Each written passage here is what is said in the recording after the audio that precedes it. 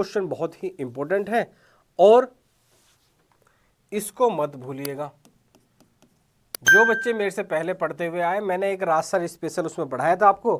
Rajsar special में कुछ trick आपको बताई थी कि जहां भी आपको डिनोमिनेटर में साइन की पावर 4x अपॉन और कोस की पावर 4x दिखाई दे, आपको भी बता देता हूं, एक स्पेशल नोट बना लीजिएगा कि जहां भी पूरे इंटीग्रेशन में आपको ऐसा एक ट्रिक देने जा रहा हूं, कहीं नहीं मिलेगा। जहां भी आपको डिनोमिनेटर में इंटीग्रेशन में साइन की पावर 4x और कोस की पावर 4x दिखाई दे जाए, न्यूमरेटर और डिनोमिनेटर कोस की पावर 4x से डिवाइड कर देना और आपका क्वेश्चन फटाफट फटाफट बन जाएगा। तो divide numerator and denominator by कोस की पावर 4x। जब कोस की पावर 4x से हम न्यूमरेटर और डिनोमिनेटर को डिवाइड करेंगे, जरा देखिए क्या बनेगा। ऊपर क्या बनेगा सर, ये बनेगा sir sine x into cos x, और यहाँ पे क्या सर हमारा कोस की पावर 4x, यहाँ पे क्या बनेगा सर कोस की पावर 4x और प्लस साइन की पावर 4x अपॉन कोस की पावर 4x, ये बनेगा सर। अब सर ये तो बन गया है, ये तो बन गया है। लिमिट कहाँ से कहाँ सर, 0 से लेकर π/4। एक कोस से एक कट गया, खत्म मामला। साइन अपॉन कोस क्या होता है सर, tan x होता है। इसमें सर हमें रत्ती भर भी शंका नहीं। सर यहाँ पे एक कोस तो इसके साथ एडजस्ट होगा, तो साइन एक्स अपॉन कोस tan x हो गया। एक से एक पावर कट गई, तो अब पावर कितनी बची सर, डिनोमिनेटर 2 बची, मतलब 1/cos² x बचा हुआ है। उस 1/cos² x को मैं क्या लिख सकता हूँ सर, sec²x। सर इसमें हमें रत्ती भर भी शंका नहीं है। और ये दोनों क्या होकर गए सर, कट गए। साइन की पावर 4x अपॉन कोस की पावर 4x क्या होता है सर हमारा, tan की पावर 4x, जिसको मैं क्या लिख सकता हूँ सर, ऐसे। क्या मैं ऐसे लिख सकता हूँ सर, जैसे आपकी मर्जी वैसे लिख लो। नहीं भाई, हर जगह मेरी मर्जी थोड़ी चल जाएगी। ऐसा नहीं होता कि भाई मेरी मर्जी चलेगी, ऐसा नहीं होता मेरे प्यारे बच्चों।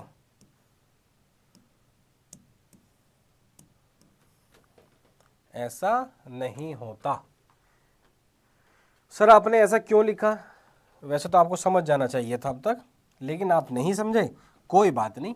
अभी आपके सर राज सर आपको पढ़ा रहे हैं तो समझा तो देंगे ही, इतना तो भरोसा है आप लोगों को भी। 0 to power 4, और ये क्या है सर हमारा tan x, और ये क्या है सर हमारा sec²x, और ये क्या है सर हमारा dx, और यहाँ पे सर tan² का स्क्वायर, और यहाँ पे क्या सर मेरा 1। अब सर क्वेश्चन ये बन गया, अब इसका इंटीग्रेशन कैसे करें। जिस बच्चे ने सब्स्टिट्यूशन मेथड पढ़ा है उसको दिखाई दे गया होगा। क्या दिखाई दे गया होगा सर, कि अगर सर यहाँ पे मैं tan² को t लेट कर लूँ तो क्या होगा, tan² का डिफरेंशिएशन क्या होगा सर, x की पावर का पहले 2 tan x होगा, और by chain rule tan x का क्या होगा सर, फिर sec² होगा, और यहाँ पे dx किसके इक्वल आ जाएगा सर हमारा, dt के इक्वल आ जाएगा। किसके इक्वल आ जाएगा सर, dt के। तो आपको दिखाई दे रहा है ये जो आपका न्यूमरेटर है, ये सारा का सारा किससे रिप्लेस होगा सर, इससे। अब सर इसके प्लेस पे क्या आ गया सर हमारा dt, और tan² को क्या लेट करा था मैंने t, और t का क्या कर दो स्क्वायर, क्योंकि ऊपर स्क्वायर है, यहाँ पे क्या सर 1। और जैसे कि मैंने जो बच्चे पहले से फॉलो कर रहे हैं, बार बार का चिल्ला चिल्ला के मैंने आपको बोल रखा है, ये जो आपकी लिमिट होती है ना, ये इस डमी वेरिएबल की होती है। ये जैसे ही चेंज होगा आपकी लिमिट भी क्या होगी, चेंज हो जाएगी। dx के प्लेस पे क्या आ गया सर यहाँ पे dt, इसलिए लिमिट भी क्या होगी सर हमारी, चेंज होगी। लोअर लिमिट क्या आती है सर हमारी 0, tan 0 क्या होता है 0। अपर लिमिट क्या होती है π/4, यहाँ रखो tan π/4 क्या होता है 1, 1 का स्क्वायर क्या होता है सर 1। तो लिमिट आ गई हमारी अब 0 से लेके 1। अब आपको पता 1/x² 1/1 + x² का इंटीग्रेशन क्या होता है सर हमारा, tan 1t होता है सर। क्या होता है, tan 1t। बस लिमिट लगा दो, और जब लिमिट लगाओगे तो सबसे पहले सर हम अपर लिमिट पुट करते हैं, फिर माइनस का साइन लगाते हैं, फिर सर हम लोअर लिमिट रखते हैं। अब एक बात बताओ भैया कि tan 1 tan थीटा 1 कब होता है, जब एंगल कितना हो सर हमारा π/4, और 0 कब होता है सर, जब एंगल क्या होता है हमारा 0 होता है। क्या इसमें कोई शंका है आप सबको, इसलिए सर यहाँ से इसकी वैल्यू कितनी आ गई सर हमारी π/4, यहाँ से वैल्यू कितनी आ गई 0, तो सर ओवरऑल हमारा आंसर कितना आ गया सर π/4। घबराने की ज़रूरत नहीं है, नहीं है, नहीं है। और इसी के साथ चलते हैं हम नेक्स्ट क्वेश्चन की तरफ और देखते हैं हमारा नेक्स्ट क्वेश्चन क्या है। देखते हैं इसके बाद हमारा नेक्स्ट क्वेश्चन क्या है।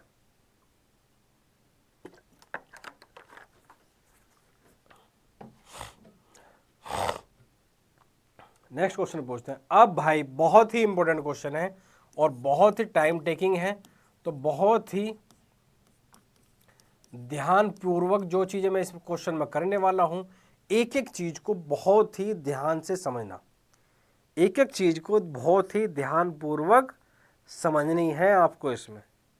ठीक है मेरे प्यारे बच्चों, क्या कहते हो?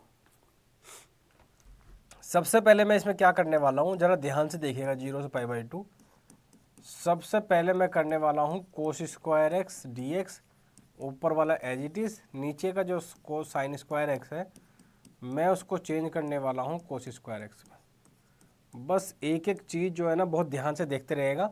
sin स्क्वायर एक्स को मैंने लिख लिया, क्या है sir 1 - cos square x. Limit क्या है सर हमारी 0 से लेकर π/2, और ऊपर क्या है सर हमारा cos स्क्वायर एक्स, यहाँ पे क्या है सर हमारा dx।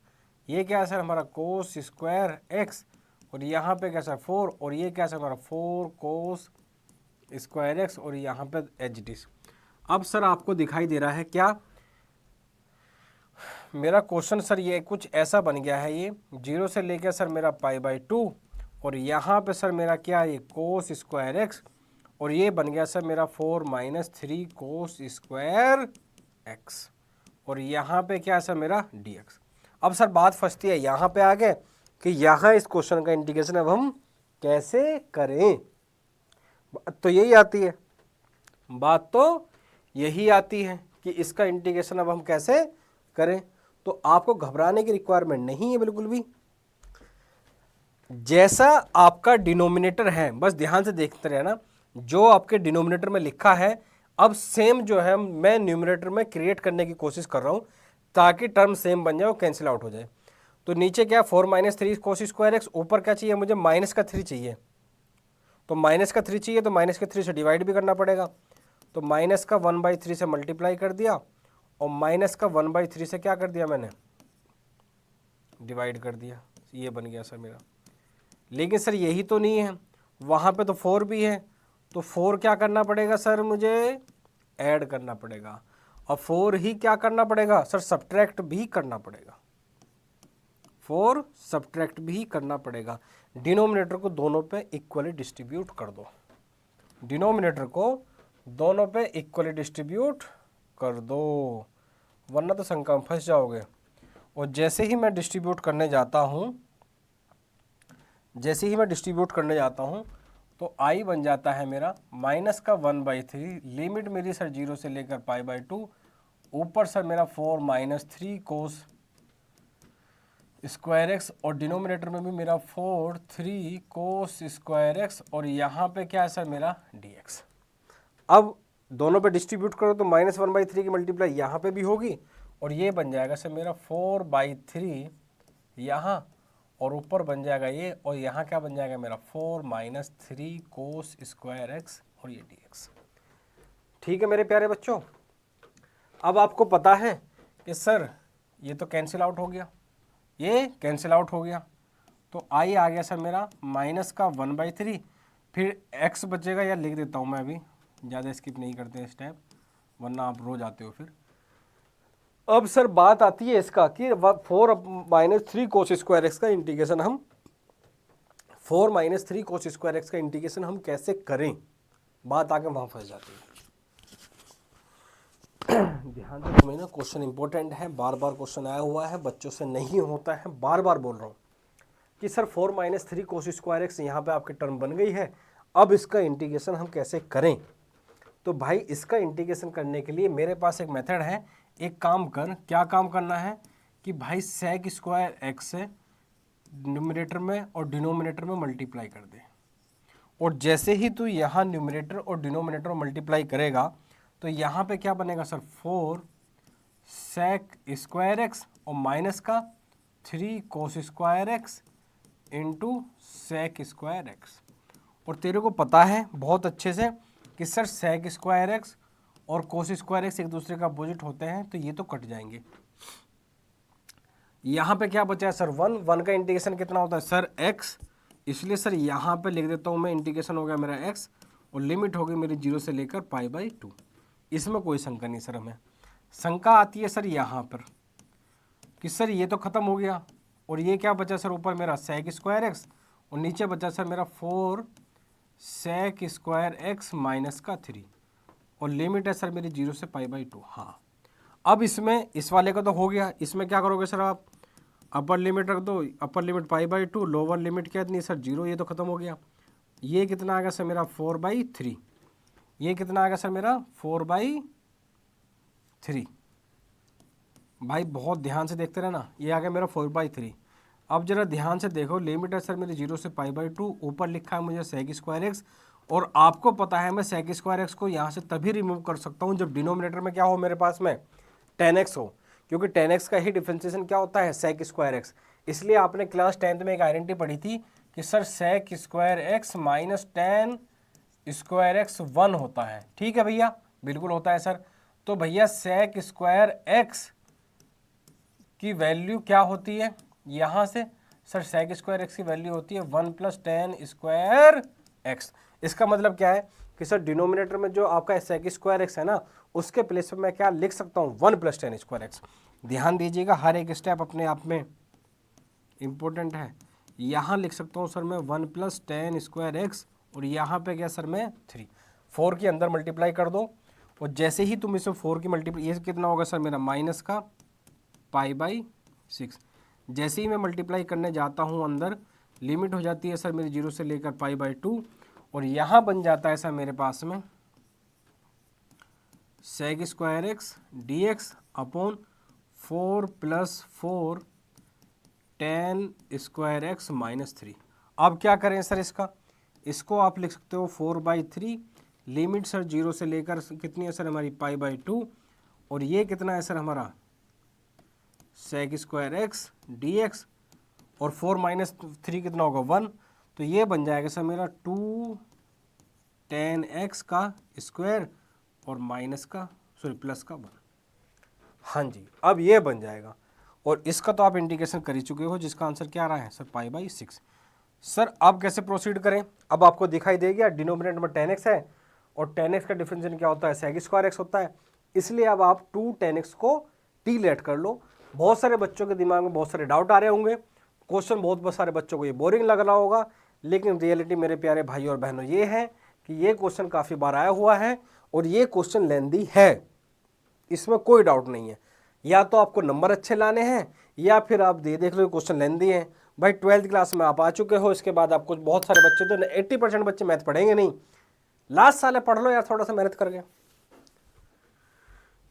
तो सर यहाँ पे जो है तो सर यहाँ पर जो है ये कर लेते हैं सर, क्या कर लेते हैं सर, यहाँ पे जो है 2 10x को टी लेट कर लेते हैं और 10x को 2 लेट करोगे तो ये क्या जाएगा 2 सेक स्क्वायर एक्स dx किसके इक्वल होगा सर हमारा dt के, और सर यहाँ पे सेक स्क्वायर एक्स आ गया सर हमारा dx किसके इक्वल आ गया सर dt/2 के। तो सर यहाँ पे जो सेक स्क्वायर एक्स dx है इसके प्लेस पे क्या आ जाएगा dt/2 और 4/3 ऑलरेडी है, तो ये बन जाएगा सर मेरा माइनस का π/6 ऑलरेडी चल रहा है मेरा सर, फिर सर प्लस का 4/3 और 1/2 और यहाँ dt और 2 10x को क्या लेट करा सर मैंने t और t का क्या कर दूँ स्क्वायर और यहाँ पे क्या सर 1। अब जैसे कि आप सबको पता है जैसे ही dx के प्लेस पे dt आएगा सर इसकी लिमिट भी क्या होगी सर चेंज होगी। पहले 0 रखो, x के प्लेस पे tan 0 क्या होता है 0, इसलिए सर लोअर लिमिट हमें अगेन 0 मिल गई। अपर लिमिट के लिए π/2 रखो और 10 π/2 कितना होता है सर इन्फिनिटी होता है। क्या होता है इन्फिनिटी होता है, 10 π/2 इन्फिनिटी होता है। जिन बच्चों को नहीं पता मैं बता देता हूं उनको। यहाँ से सर 2 2 4 हो जाएगा, और सर इसलिए सर ये माइनस का π/6 और सर ये बन जाएगा मेरा 2/3 और 1/1 + x² का इंटीग्रेशन होता है सर tan इनवर्स t। और सर अब आपको केवल और केवल क्या पुट करनी है सर, लिमिट पुट करनी है। क्या पुट करनी है सर, लिमिट पुट करनी है। और लिमिट सर हम रख देंगे, उसमें क्या है सर, सबसे पहले क्या रखते हैं सर, हम अपर लिमिट रखते हैं, फिर क्या रखते हैं सर, हम लोअर लिमिट रखते हैं। तो ये बन जाएगा tan इनवर्स इन्फिनिटी और माइनस tan इनवर्स 0। क्या हो जाएगा सर, 0।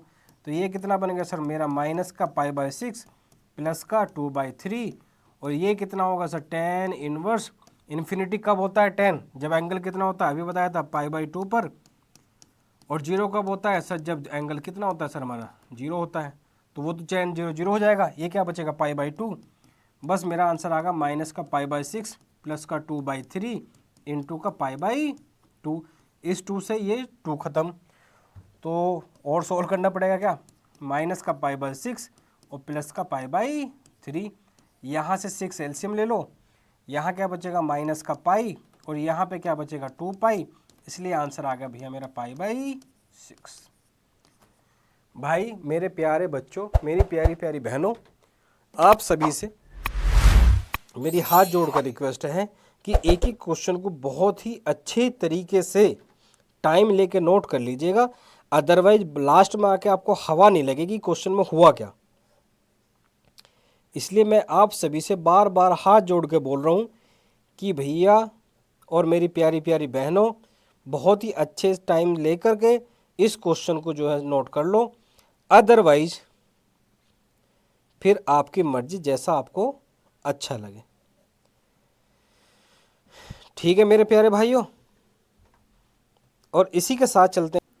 ऐसे ही हंसते रहिए, मुस्कुराते रहिए और पढ़ते रहिए और घर वालों का नाम रोशन करते रहिए और सबको बताते रहिए कि मैथ्स मतलब मैथ्स की बात राज सर के साथ। और इसी के साथ हम देते हैं अपनी वाणी को विराम। जय हिंद, जय भारत। और हमारे साथ जुड़ने के लिए आपका दिल से बहुत बहुत धन्यवाद।